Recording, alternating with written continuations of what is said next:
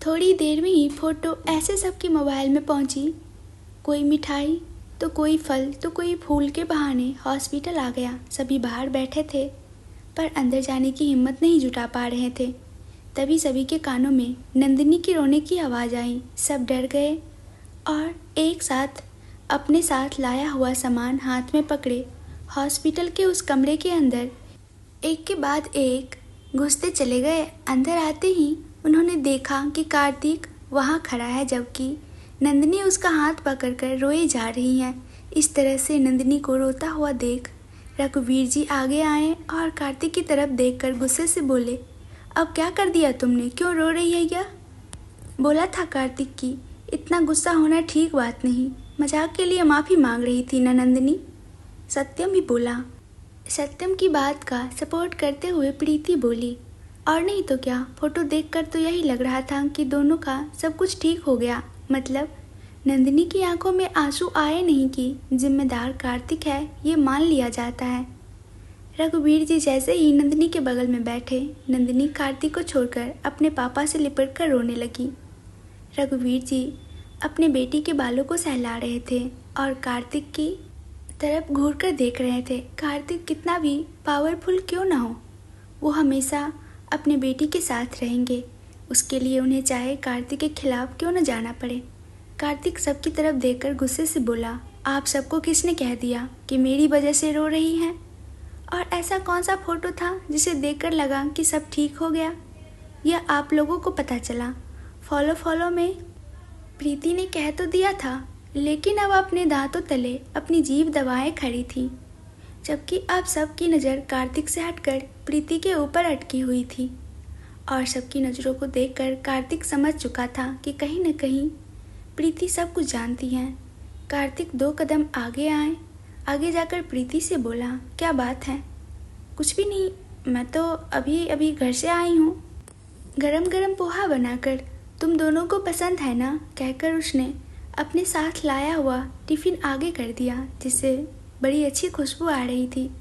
कार्तिक ने अपनी नज़र घुमाई। साइड में रिकी खड़ी थी। अपने हाथ में उसने 6 से 7 गुलाब के फूलों की बड़ी खूबसूरत से एक बंडल बांध रखा था। कार्तिक की तरफ देखते ही बोली, मैं यह लेकर आई थी, खुशबू अच्छी आएगी तो भाभी का मन अच्छा रहेगा ना? कार्तिक अपने परिवार को देखकर समझ चुका था यह सब के सब यहाँ पर ड्रामा करेंगे, लेकिन सबसे ज़्यादा ज़रूरी था नंदिनी की, जो कि अभी भी रो रही थी, उसे चुप करवाया जाए। दादाजी गुस्से से कार्तिक से बोले, रुलाया क्यों बच्ची को? नंदिनी पापा को छोड़कर पालथी मारकर बिस्तर पर बैठते हुए बोली, दादाजी इन्होंने नहीं रुलाया मुझे बहुत दर्द हो रहा है, इसलिए मैं रो रही थी। कहकर वो ज़ोर ज़ोर से रोने लगी और अपने दोनों हाथ को कार्तिक की तरफ बढ़ा दिया। तो कार्तिक उसके करीब आया तो नंदिनी उसे पकड़कर उसके पेट में मुंह छुपाए रोने लगी। तभी डॉक्टर अंदर आए। इस तरह लोगों की भीड़ देखकर बहुत तेज आवाज़ में बोले, देखिए, मानते हैं आप सब प्यार करते हैं पेशेंट से, लेकिन अस्पताल है, इतने सारे लोगों को एक साथ अंदर नहीं आना चाहिए। लेक्चर बाद में देना, पहले आकर इसके दर्द को कम करो। कार्तिक ने गुस्से से चिल्लाया। डॉक्टर आगे आया और पेन किलर, इंजेक्शन और बाकी सब फॉर्मेलिटीज़ करके उल्टे पैर भागा। जब तक डॉक्टर अपना काम कर रहे थे, तब तक नंदिनी यूं ही कार्तिक के पेट में मुंह छिपाए बैठी थी और कार्तिक उसे प्यार से समझा रहा था कि दर्द जल्दी ठीक हो जाएगा। थोड़ी देर बाद नंदिनी का रोना बंद हुआ। कार्तिक ने उसे ठीक से लिटाया और पीछे पलट कर देखा। कमरे में इस वक्त कोई नहीं था। कार्तिक नाम में अपनी गर्दन हिलाते हुए वहीं सोफे पर जाकर बैठ गया। पेन किलर काम करते ही नंदिनी का दर्द कम हुआ तो वह फिर से मुस्कुराकर कार्तिक को देखने लगी। क्या हुआ? कार्तिक सोफे पर बैठा अपने मेल का जवाब देते हुए बोला, भूख लगी है। कहा। कार्तिक को अपनी गलती का एहसास हुआ और अपने मोबाइल को वहीं रखकर वो प्रीति का लाया हुआ टिफ़िन देखा। प्रीति ने कार्तिक और नंदिनी दोनों के लिए नाश्ता लाई थी, साथ में फ्रूट भी था। तो कार्तिक नंदिनी के पास बैठकर उसे खिलाने लगा। नंदिनी भी शर्मा बिल्कुल नहीं रही थी, न ही उसे कार्तिक के लिए बुरा लग रहा था कि वह परेशान हो रहा है। एक बार ठीक हो जाऊंगी तो सब कुछ खुद ही करना पड़ेगा, ये सोचकर वो भी कार्तिक की सेवा का आनंद ले रही थी।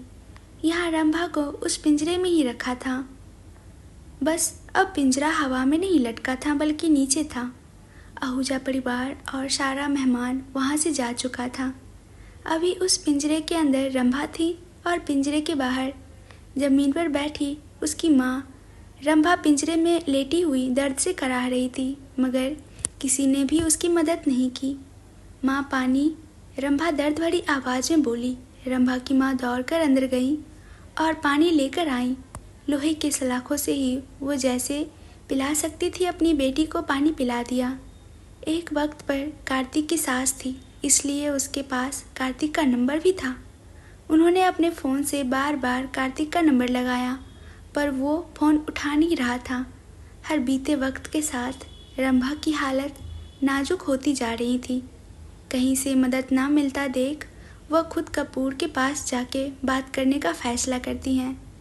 उसको उठकर जाता देख रंभा कराहती हुई बोली, माँ तुम भी जा रही हो मुझे छोड़कर? रंभा की माँ मुड़कर अपनी बेटी को देखकर बोली, अब कपूर ही हमारी मदद करेगा, मैं जाकर उनसे हेल्प के लिए कहती हूँ। रंभा से प्यार का दावा करने वाला उसका बॉयफ्रेंड भी उसे छोड़कर जा चुका था। हॉस्पिटल में नंदिनी का दर्द ठीक होते ही वह पहले की तरह मुस्कुरा रही थी। 2 दिन बाद डॉक्टर ने डिस्चार्ज देने की बात कहकर उसे मुस्कुराने की वजह मिल गई थी। कार्तिक ने नंदिनी को मेडिसिन देकर जैसे ही बैठा उसका फ़ोन बजा। उसके सेक्रेटरी ने बताया कि रंभा की माँ कपूर हाउस गए हैं। कार्तिक रंभा के बारे में भूल ही गया था। उसने नंदिनी को देखा जो अब दवाई के असर से नींद में जा रही थी। नंदिनी का दर्द ठीक होते ही वो पहले की तरह मुस्कुरा रही थी। 2 दिन बाद डॉक्टर ने डिस्चार्ज देने की बात कहकर उसे मुस्कुराने की वजह मिल गई थी। कार्तिक ने नंदिनी को मेडिसिन देकर जैसे ही बैठा उसका फ़ोन बजा। उसके सेक्रेटरी ने बताया कि रंभा की माँ कपूर हाउस गए हैं। कार्तिक रंभा के बारे में भूल ही गया था। उसने नंदिनी को देखा जो अब दवाई के असर से नींद में जा रही थी। कार्तिक ने नंदिनी के सोने का वेट किया। जब नंदिनी गहरी नींद में सो गई तब उसे कमरे से बाहर निकला। सेक्रेटरी पहले ही यहाँ पर थी। रघुवीर जी भी लगभग अब ज़्यादा वक्त यहीं पर रहते थे। उसने अर्पित को कॉल करके नंदिनी के पास रुकने के लिए कहा। कार्तिक कपूर हाउस के लिए चला गया। वह जिस वक्त कार्तिक कपूर हाउस पहुँचा उस वक्त रंभा की माँ कार्तिक के दादा दादी और माँ पापा को रंभा की हालत के बारे में बता चुकी थी। रंभा भी गलत किया है ये सभी जानते थे, लेकिन कार्तिक जिस तरह से रंभा को सज़ा दे रहा था यह कोई नहीं जानता था कि कार्तिक ये करे।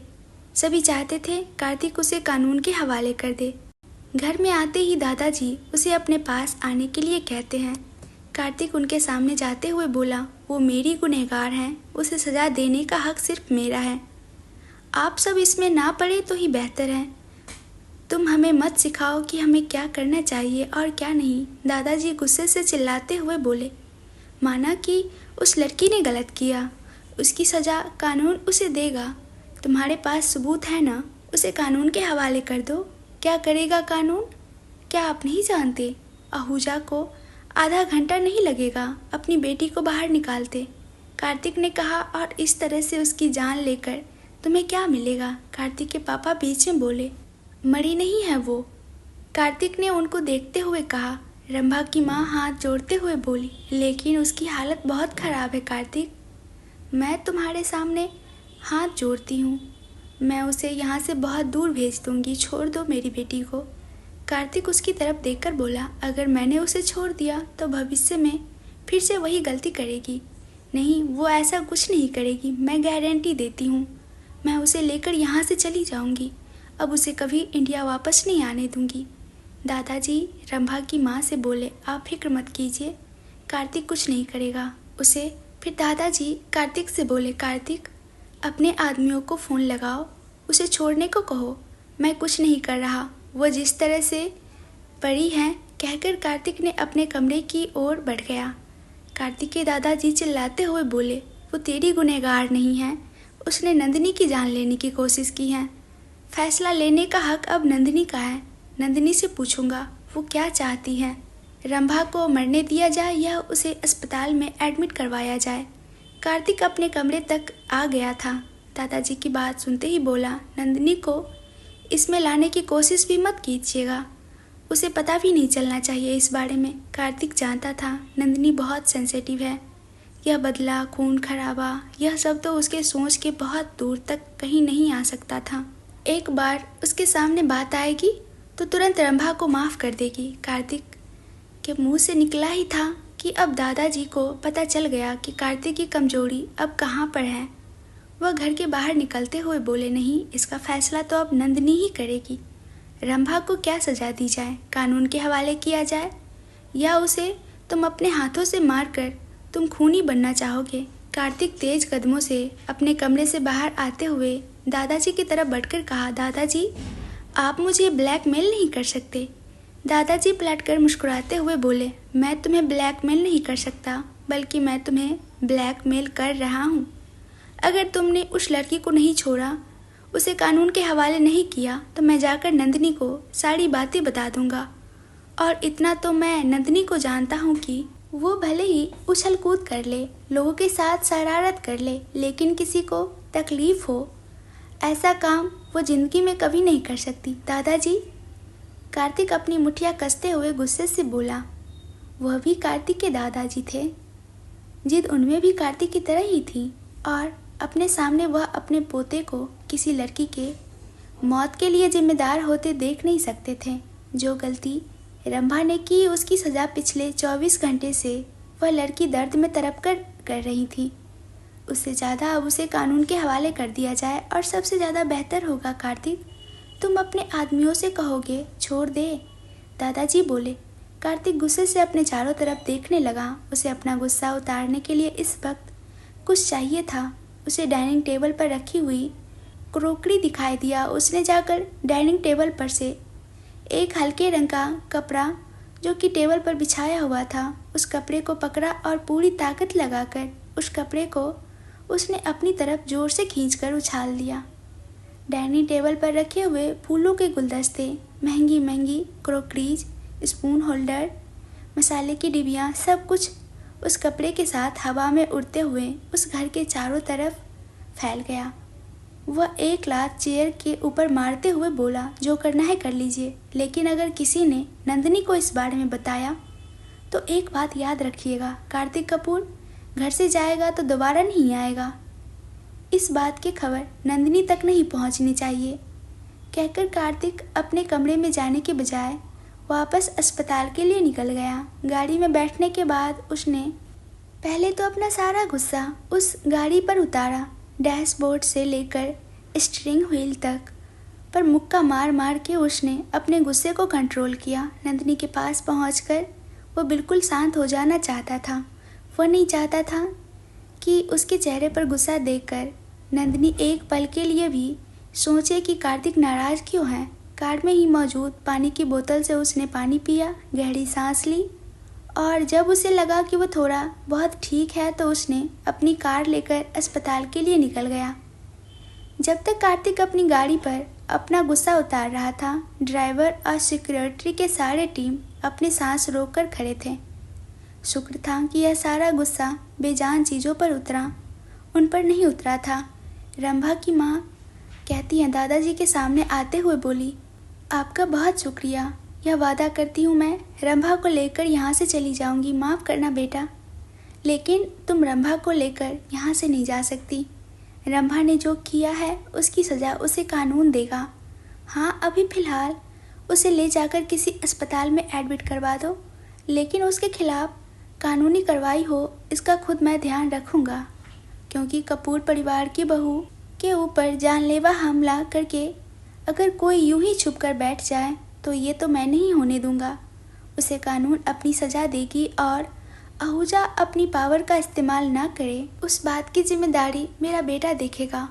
उन्होंने कार्तिक के पापा की तरफ देखकर कुछ इशारा किया तो कार्तिक के पापा ने हाँ में अपनी गर्दन हिला दी।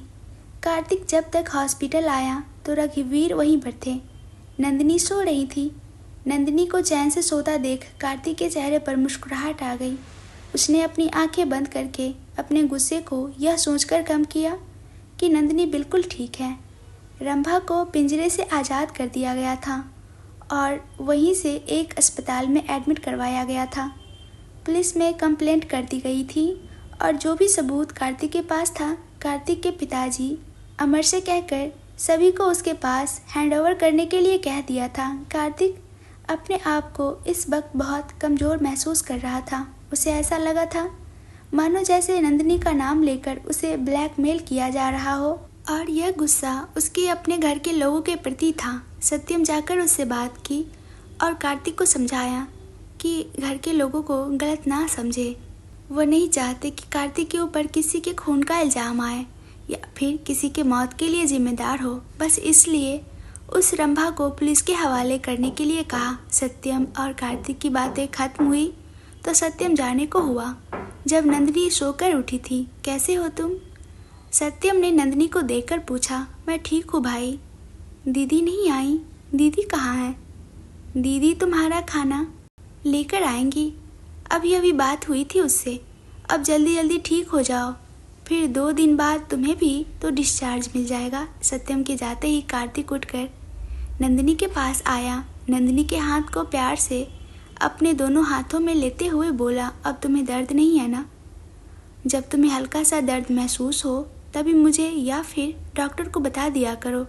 रो रो कर आंखें सुझा लेती हो।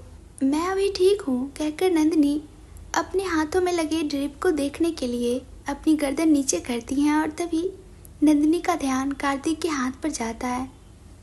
आपके हाथ में चोट कैसे लगी? नंदिनी अपने दोनों हाथों से कार्तिक के दोनों हाथों को अपने हाथ में पकड़ते हुए बोली।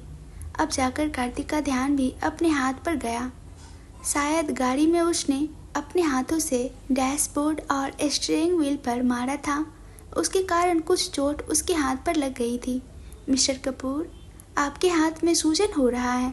नंदिनी ने ऐसे कहा कि दर्द नंदिनी को हो रहा हो। कुछ नहीं, अपने आप ठीक हो जाएगा, फिक्र मत करो।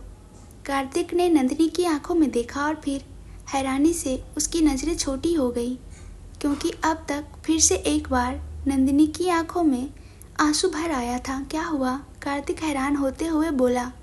आपको दर्द हो रहा है? नंदिनी रोते हुए बोली। जान, कह रहा हूँ आंसू मत बहाना। एक बूंद आंसू नहीं देखना चाहता मैं तुम्हारा, कार्तिक ने कड़े शब्दों में कहा। नंदिनी अपने आप को रोने से रोकने के लिए आंसू भरे हुए आंखों में भी हंसते हुए कहती है, नहीं, मैं रो नहीं रही हूँ, मैं पूछ रही हूँ।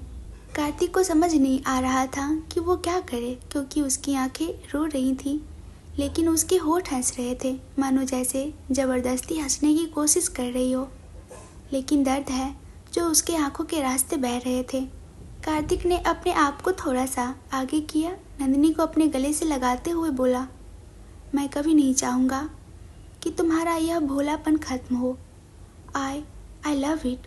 को बहुत दर्द हो रहा होगा, डॉक्टर के पास जाओ, पहले बैंडेज करके आओ मेरे पास। नंदिनी कार्तिक को अपने दोनों हाथों से धकेलते हुए बोली, ठीक है, मैं 2 मिनट में आता हूँ।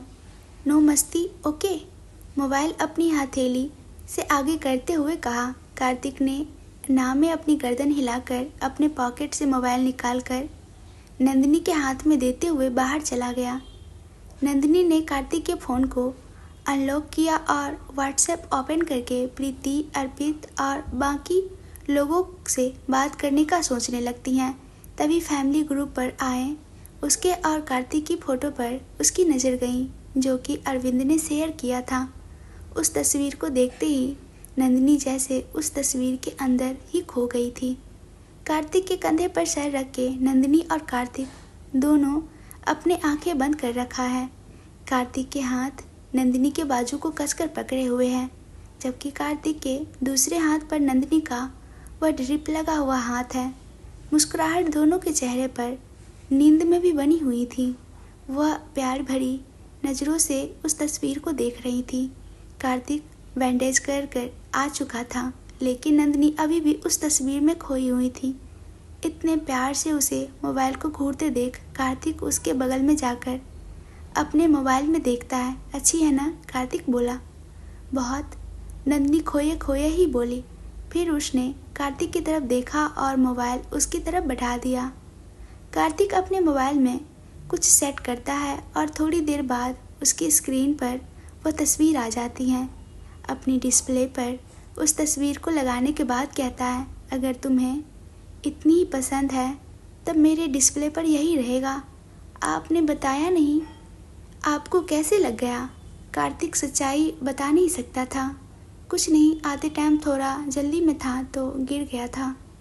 कार्तिक अपने साइड में रखे हुए टिफ़िन जिसमें इस वक्त फ्रूट कट कर रखा हुआ था उठाकर नंदिनी की तरफ बढ़ाते हुए बोला, चलो अब इसे खाओ। फ्रूट? नंदिनी ने ऐसे मुंह बनाया जैसे कि क्या ही रखा हुआ। जान, तुम्हें ज़रूरत है इसकी? आंखें दिखाकर कार्तिक ने बोला, आप भी खाओगे मेरे साथ? कार्तिक उसे मना नहीं कर पाया। नंदिनी एडमिट थी, वह बीमार थी, लेकिन वह खुद भी खा रही थी और कार्तिक को भी खिला रही थी। कार्तिक 2 दिन के बाद नंदिनी को डिस्चार्ज करवाकर घर ले जाने वाला था। अपने कमरे में उसने नंदिनी की ज़रूरत की सारी चीज़ें पहले ही अरेंज करवा दी थी। अस्पताल की तरफ से एक नर्स जो कि उसके सभी मेडिसिन्स और उसको वक्त पर मॉनिटर करें, उसके लिए पहले ही हायर करवा लिया था। कार्तिक में जैसे ही अपनी गाड़ी कपूर हाउस के बाहर रोका, उसे आज अपना घर देखने में कुछ अलग सा लगा। गाड़ी से उतरकर उसने सामने देखा, घर के दरवाज़ों को फूलों से सजाया गया था, जबकि बाहर पूरा रास्ता रंगोली और फूलों से डेकोरेट किया गया था।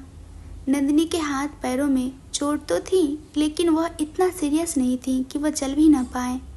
वह धीरे धीरे अपने पैरों को ज़मीन पर रखकर चल सकती थी। सबसे ज़्यादा चोट उसके सर पर लगी थी और बैंडेज अभी लगभग 1 महीने तक रहने वाला था।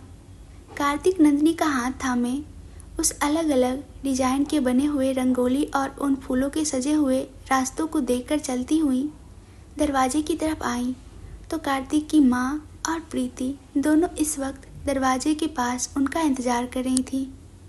नंदिनी को देखते ही प्रीति ने रिंकी को आवाज़ दिया। सारे घर वाले एक एक करके इकट्ठा हो चुके थे। आरती उतारने के बाद उसके माथे पर तिलक किया और फिर दादी ने कहा, मंदिर में माथा टेक लो जब तक मैं प्रसाद भिजवाती हूँ, और प्रसाद लाने के लिए दूसरी तरफ चली गई, जबकि कार्तिक उसका हाथ थामे घर के अंदर बने हुए उस मंदिर के अंदर आ गया। ये पहली बार था जब कार्तिक नंदिनी के साथ मंदिर में दाखिल हुआ था। नंदिनी यह सोच रही थी कि कार्तिक उसे मंदिर में खड़ा कर देगा और खुद बाहर चला जाएगा, लेकिन उसकी हैरानी का ठिकाना नहीं था जब कार्तिक ने उसके दुपट्टे को प्यार से अपने सर पर डाला और फिर दिया लेकर उसके सामने करते हुए बोला, तुम खुद पूजा कर लोगी या मैं कर दूं? नंदिनी को लगा कि उसके सुनने की शक्ति कम हो गई है, वो गलत सुन रही है। नंदिनी ठीक से झुक नहीं पाती थी क्योंकि उसे काफ़ी दर्द होता था। सीढ़ियों से गिरने के कारण उसके पीठ और कमर में काफ़ी दर्द होता था, जिसके कारण नंदिनी ठीक से झुक नहीं पाती और ना ही ज़्यादा देर खड़ी रह पाती थी। नंदिनी कार्तिक से बोली, आप किसी को बुला दीजिए पूजा करने को, मैं यहाँ पर हाथ जोड़कर खड़ी रहूँगी। कार्तिक किसी को आवाज़ दिए बगैर उसने खुद ही दिया जलाया, भगवान के चरणों में फूल को अर्पण किया और वहीं से कुछ धूप बत्ती लेकर स्टैंड में लगाने के बाद जब तक कार्तिक की माँ प्रसाद लाकर वहाँ रख चुकी थी, यूँ कार्तिक को पूजा करते देख नंदिनी खुद हैरान थी और उसे हैरान देखकर प्रीति जो कि उसके बगल में आकर खड़ी हुई थी, उसने अपने दोनों आईब्रोज चढ़ाकर अपनी आंखें चमकाते हुए कहा, तुम आज देखकर हैरान हो रही हो, हम 2 दिन पहले हो चुके हैं। पूजा हो जाने के बाद कार्तिक ने आरती की लौ को नंदिनी के माथे से लगाया और फिर उसे प्रसाद खिलाकर अपने कमरे की तरफ ले गया। उसे बिस्तर पर बिठाने के बाद कार्तिक जैसे ही उठकर खड़ा हुआ, नंदिनी उसके हाथ को पकड़ते हुए बोली, आप पूजा कब से करने लगे? कार्तिक को समझ नहीं आ रहा था कि क्या कहे, तो उसने अपने हाथ छुड़ाने की कोशिश की। वह जोर से हाथ खींचना नहीं चाहता था क्योंकि इससे नंदिनी को दर्द होता। मेरे सामने बैठकर मुझसे बात कीजिए, नंदिनी ऑर्डर देते हुए बोली। नंदिनी बिस्तर पर अपने पैर नीचे कर बैठी हुई थी। कार्तिक उसके पैरों के पास दोनों घुटनों के बल बैठकर बोला, तुम कहती थी ना कि प्रार्थना में बहुत शक्ति होती है, प्यार सच्चा हो और मन में भगवान पर विश्वास हो तो प्रार्थना कभी बेकार नहीं जाती। तुम्हें मांगा था मैंने भगवान से और उन्होंने मुझे लौटा दिया। वो भी देखा कितनी बुरी तरह से गिरी थी, लेकिन फिर भी इतनी अच्छी तरह से रिकवर कर रही हो, तो यकीन हो गया तुम्हारे भगवान पर मुझे भी। नंदिनी झुककर कार्तिक के गले लगते हुए बोली, मैं बहुत खुश हूँ। मैं भी। घर जाकर नंदिनी बहुत खुश थी और यहाँ पर सब उसका ध्यान भी रख रहे थे। अस्पताल की तरफ से आई हुई नर्स बस नाम की थी। कार्तिक अब ऑफिस जाने लगा था और ऑफिस से आने के बाद और पूरी कोशिश करता कि उसका पूरा वक्त और ध्यान नंदिनी को मिले। अपने इस पॉजिटिव माहौल में रहकर नंदिनी बहुत तेज़ी से रिकवर कर रही थी। एक सर को छोड़कर बाकी शरीर के खरोच और चोट सभी ठीक हो चुके थे। हर दूसरे दिन नंदिनी को अपने सर के बैंडेज को बदलवाने के लिए डॉक्टर के पास जाना होता था। फाइनली वह दिन भी आया जब नंदिनी का बैंडेज हटने वाला था। सुबह से हॉस्पिटल जाने के लिए और पूरे घर पर इधर उधर उछल रही थी। ना पढ़ने का टेंशन था, ना ही इंटर्नशिप का टेंशन। घर के बच्चों के साथ नंदिनी भी एक बच्ची बन गई थी। नंदिनी चलो। नंदिनी कार्तिक के साथ बाहर जाने लगी। बन्नी चिल्लाकर बोला, मम्मा आओगे तो मेरे लिए आइसक्रीम लेकर आना। कार्तिक घूर कर बन्नी की तरफ देखता है। दोनों लड़के के नाक बह रहे थे, लेकिन उसे आइसक्रीम खाना था। नंदिनी पलटकर बच्चों की तरफ फ्लाइंग किस करते हुए कहती है, बिल्कुल, लेकिन मेरे साथ भी शेयर करना पड़ेगा। हनी ने अपने घूरते हुए पापा को इग्नोर कर दिया और मम्मी को देखते ही बहुत बड़ी मुस्कुराहट पास कर देता है। कार्तिक अपने दोनों बच्चों को देखता है और फिर अपनी बीवी को, जो कि इन बच्चों से कम नहीं थी, उनके बाजू को पकड़कर अपने साथ खींचते हुए अपने साथ कार की तरफ लेकर जाता है। उसने नंदिनी को कार में बिठाया। उसके सीट पर डालते वक्त उसके चेहरे को देखते हुए बोला, तुम्हें नहीं लगता तुम दोनों बच्चों को कुछ ज़्यादा ही लाड प्यार करके बेकार कर रही हो? नंदिनी अपनी आंखें छोटी करके कार्तिक की तरफ देखने लगी। कार्तिक मुस्कुराकर उसके होठों को अपने होठों से छूकर बोला, सर्दी है उसे और आइसक्रीम खाएगा। नंदिनी ने अपने होठों पर उंगली रखते हुए बोली, और यह क्या था? यह कुछ नहीं था। आज तुम्हारा बैंडेज हटने वाला है, उसके बाद तुम्हें पता चलेगा। यह तो बेबी किस था, डैडी की सभी बाकी है। कार्तिक ने मुस्कुराकर अपनी आंखें ब्लिंक कर दी। नंदिनी अपने दोनों हाथों को अपने होठ पर रखकर अपने आगे की ओर देख रही थी। आप वो हकला रही थी। उसके मुंह से आवाज़ नहीं निकल रहा था। आप मुझे डरा रहे हैं? नहीं जान, मैं क्यों डराऊंगा तुम्हें? डर जाओगी तो दोनों एंजॉय कैसे करेंगे मिस्टर कपूर? नंदिनी शर्म से चिढ़ते हुए बोली। कार्तिक अपने चेहरे पर मुस्कुराहट लिए अपनी गाड़ी ड्राइव करके अस्पताल की तरफ निकल गया। कार्तिक ने डॉक्टर का अपॉइंटमेंट पहले ही ले लिया था। कार्तिक के जाते ही नर्स ने कार्तिक और नंदिनी को डॉक्टर के कैबिन में भेज दिया। कार्तिक बाहर बैठा हुआ था, जबकि डॉक्टर नंदिनी को लेकर अंदर ड्रेसिंग कर रहे थे। फाइनली पूरी इंजरी ठीक हो चुकी थी, इसलिए आज से बैंडेज की ज़रूरत नहीं थी। डॉक्टर उसे मुस्कुराकर देखते हुए बोली, फाइनली नंदिनी तुम बिल्कुल ठीक हो, अब तुम्हें बैंडेज नहीं लगाएंगे। Thank you doctor. नंदिनी खुश हो गई। वह जैसे ही बाहर आई, कार्तिक की नज़र नंदिनी पर गई। कार्तिक के चेहरे पर जो मुस्कुराहट थी वह बस कुछ पल के लिए थी, इस तरह से अटक गई। कार्तिक आगे बढ़ा, नंदिनी के चेहरे को अपने हाथों में लेते हुए उसके चोट वाले हिस्से को देखने लगा। 3-4 जगह पर लंबे लंबे निशान थे, जो कि साफ साफ पता चल रहा था चोट कितना गहरा होगा और नंदिनी ने कितना दर्द झेला होगा। कार्तिक झुककर उसके फोरहेड पर किस करते हुए बोला, शुक्र है भगवान का, इतनी गहरी चोट के बाद भी तुम इतनी जल्दी रिकवर कर रही हो। नंदिनी गले लगते हुए बोली, आज कितने दिनों बाद मुझे मेरा सर हल्का हल्का लग रहा है। पहले ऐसा लग रहा था जैसे कि कितना वजन मैंने अपने सर पर लपेट रखा हो। कहते हुए उसने कार्तिक के पॉकेट से कार्तिक का फ़ोन लिया और उसका कैमरा ऑन करके उसने अपने आप को देखा। आज लगभग 1 महीने बाद वह अपने आप को बगैर पट्टियों की देखेगी। उसने जैसे ही कैमरे में अपने आप को देखा। उसके चेहरे की खुशी मानो जैसे गायब ही हो गई। उसकी जगह हैरानी और परेशानी की लकीरें उसके माथे पर उभर आईं। नंदिनी कार्तिक की तरफ देखते हुए बोली, मिस्टर कपूर। वह आगे क्या कहना चाहती हैं वो जानता था। उसने नंदिनी को ऐसे देखा था, उसी वक्त समझ गया था। नंदिनी, मोस्ट इम्पोर्टेंट थिंग्स यह है कि तुम बिल्कुल ठीक हो। नंदिनी कार्तिक को अपने सामने से धक्का देकर बाहर भागती हैं। नंदिनी, मेरी बात सुनो। कार्तिक अपने आप को संभालते हुए उसके पीछे भागता है। नंदिनी, रुको। नंदिनी, नहीं मिस्टर कपूर, मुझे किसी से बात नहीं करना, मुझे आपको भी नहीं देखना, कहते हुए नंदिनी लगभग भाग रही थी, जबकि कार्तिक उसके पीछे पीछे उसका नाम लेकर चिल्लाए जा रहा था। पार्किंग में आते ही नंदिनी ने कार का दरवाज़ा खोला और अंदर बैठने के बाद अपने दोनों हाथों से अपने चेहरे को छुपा जोर जोर से रोने लगी। बच्चों वाली हरकत मत करो, दरवाज़ा खोलो, कार्तिक कार की खिड़की पर अपने हाथों से मारते हुए बोला। नंदिनी को इस तरह रोते देख वह खुद इतना घबरा गया था कि अभी उसे होश ही नहीं था कि कार की चाबी उसके पॉकेट में है। प्लीज़ मेरी तरफ देख लो, एक बार देख लो मुझे, कार्तिक लगातार बोले जा रहा था। और तभी उसका माथा ठनका और अपने हाथ को कार के ऊपर मारते हुए अपना पॉकेट से चाबी निकाला और कार का दरवाज़ा खोला। नंदिनी अभी भी रोते हुए कार के अंदर थी। कार्तिक नंदिनी को कार से बाहर निकालता है। नंदिनी अपने चेहरे से हाथ नहीं हटा रही थी। उसने अपने दोनों हाथों को अपने चेहरे पर रखकर रोते हुए सिर्फ यही कह रही थी, मुझे किसी को नहीं देखना, मुझे यह हाथ नहीं हटाना। वह लगातार रोए जा रही थी और कार्तिक उसे ऐसे देखकर घबरा रहा था।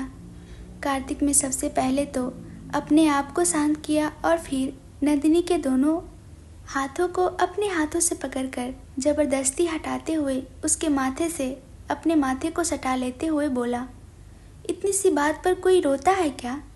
नंदिनी अपनी आंखों को कस करके बंद किए हुई थी। कार्तिक ने नंदिनी के हाथों को अपने दोनों हाथों की तरफ अपने पीठ पर लपेट लिया और अपने दोनों हाथों को नंदिनी की पीठ पर हाथ रखते हुए बोला, इतनी समझदार होकर इतनी सी बात पर ऐसे रोती हो? मेरे बाल।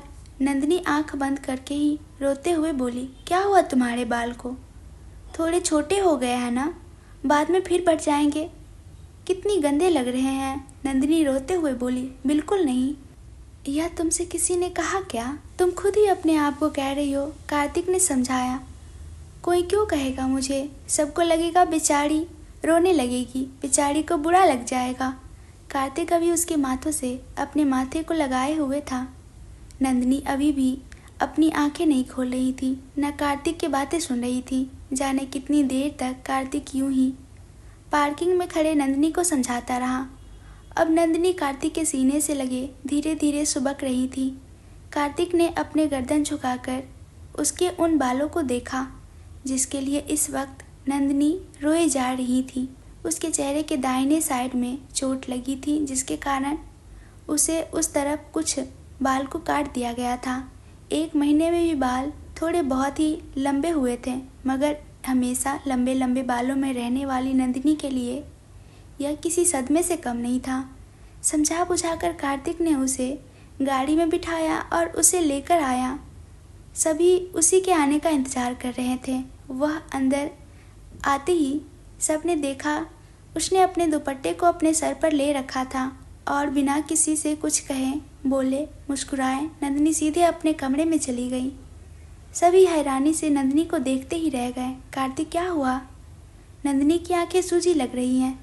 कार्तिक की माँ ने कहा, माँ एक्चुअली उसके चेहरे के फ्रंट साइड के हेयर को कट करके छोटा कर दिया गया था, जिसे आज उसने देख लिया और इसलिए रो रही है।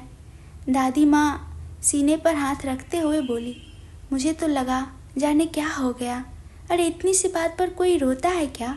समझा रहा हूँ उसे दादी माँ, पर समझ नहीं रही, कहते हुए कार्तिक भी अपने कमरे की तरफ चला जाता है। नंदिनी इस वक्त वॉशरूम में थी। कार्तिक ने इंतजार किया लेकिन नंदिनी बाहर नहीं आई। कार्तिक जानता था शायद, और कार्तिक को वो फेस नहीं करना चाहती, इसके लिए अंदर है। दरवाज़ा ठोकते हुए कार्तिक ने कहा, जान बाहर आओ। मिस्टर कपूर, मुझे थोड़ा वक्त लगेगा, मैं आती हूँ। जान दरवाज़ा खोलो। कार्तिक बिना भाव के कह रहा था। मिस्टर कपूर। नंदिनी फिर से भरी हुई आवाज़ में बोली। कार्तिक गुस्से से चिल्लाते हुए बोला, नंदिनी दरवाज़ा खोलो। जाने कितने दिनों के बाद आज नंदिनी ने कार्तिक के गुस्से वाली आवाज़ सुनी थी और कार्तिक के मुंह से अपने लिए नंदिनी सुना था, जो कि उसे बिल्कुल अच्छा नहीं लगा। उसने झट से दरवाज़ा खोला और कार्तिक को देखते हुए बोली, आपने मुझे नंदिनी क्यों कहा? कार्तिक उसके दोनों आंखों से बारी बारी को देखा और फिर उसके बूढ़े चेहरे को, जो कि रो रो कर उसने पूरा लाल कर रखा था। आंखें सूज गई थी। हाँ, क्योंकि मेरी बात नहीं समझ रही ना, जो यह ना समझे कि यह बाल हर दिन बढ़ते हैं। कहते हुए उसके बालों को अपने हाथ में लेकर दिखाया। किस चीज़ का डर लगता है तुम्हें, बताओ मुझे। कार्तिक नंदिनी के बाजू को पकड़कर अपने करीब लाते हुए बोला, सब हंसेंगे। कौन हंसेगा? जो जब तुम हॉस्पिटल में थी तुम्हारे लिए तुम्हें उस हाल में देखकर रो रहे थे, वो तुम्हें देखकर खुश होंगे या तुम्हारे इन बालों पर हंसेंगे? तुम्हें क्या लगता है कि कोई ऐसा करेगा? नंदिनी, जिसका चेहरा इस वक्त कार्तिक ने अपने हाथों से जकड़ रखा था, अपनी आंखों को झुका लेती हैं। नंदिनी, हम सब तुम्हें प्यार करते हैं। हमारे लिए यही काफ़ी है कि तुम ठीक हो, हमारे साथ हो। कार्तिक ने वॉश बेसिन के पास उसको कमर से पकड़कर वहाँ पर बिठाया। काफ़ी वक्त से नंदिनी ने अपने बालों को पूरी तरह से धोया नहीं था और अब घाव ठीक हो चुका था, तो डॉक्टर ने उसे कहा था कि अपने बालों को धो सकती हैं। कार्तिक शावर ऑन करता है और धीरे धीरे बालों को शैम्पू करके साफ करता है। नंदिनी का चेहरा पूरा ऊपर उठाया था। नंदिनी बिना पलक झपकाए कार्तिक की आंखों में देख रही थी, जिसमें कोई बदलाव नहीं था। वह अब उसका उतना ही ध्यान रखता था जितना पहले रखता था। आप मुझे हमेशा इतना ही प्यार करेंगे ना? बहुत ज़्यादा। वक्त के साथ और ज़्यादा बढ़ता ही जाएगा। कार्तिक ने अपने एक हाथ से नंदिनी की ठुड्डी को पकड़ा और उसे ऊपर करके उसके होठों पर अपने होठ रखते हुए बोला, तुम कल भी मेरी जान थी, आज भी मेरी जान हो और हमेशा मेरी जान रहोगी। तो फिर वादा कीजिए आप गुस्से में भी मुझे मेरे नाम से नहीं बुलाएंगे। आज आपने मुझे मेरे नाम से बुलाया, मुझे बिल्कुल अच्छा नहीं लगा। नंदिनी अपना एक हाथ बढ़ाते हुए बोली। कार्तिक उसके हाथ में अपना हाथ रखने के बाद उसके बालों पर लगे शैम्पू के झाग को हटाते हुए बोला, ओके, मैं तुम्हें कभी तुम्हारे नाम से नहीं बुलाऊंगा। तुम ही हो जो शर्मा जाती हो जब मैं सबके सामने तुम्हें जान कहता हूँ। बाकी मैं तो पूरी दुनिया को चीख चीख कर कह सकता हूँ कि तुम मेरी जान हो। कार्तिक पूरी कोशिश कर रहा था कि नंदिनी का ध्यान उसके बालों से हटाए और उसके बातों पर आ जाए, और नंदिनी भूल गई थी सब कुछ। आप बाहर जाइए, नंदिनी ने शर्माते हुए कार्तिक को दूर करते हुए बोली। जल्दी आना, कहकर कार्तिक भी बाहर निकल गया। अच्छा, तो बताइए आज की कहानी कैसी लगी आप सभी को? और यहाँ तो नंदिनी को चोट लगा है। आप लोग बताइए कि किसी के सर पर घाव वगैरह कुछ हुआ है तो बाल हटाया गया है वहाँ से? मेरे तो हुए हैं। आप सब अपना शेयर कीजिए।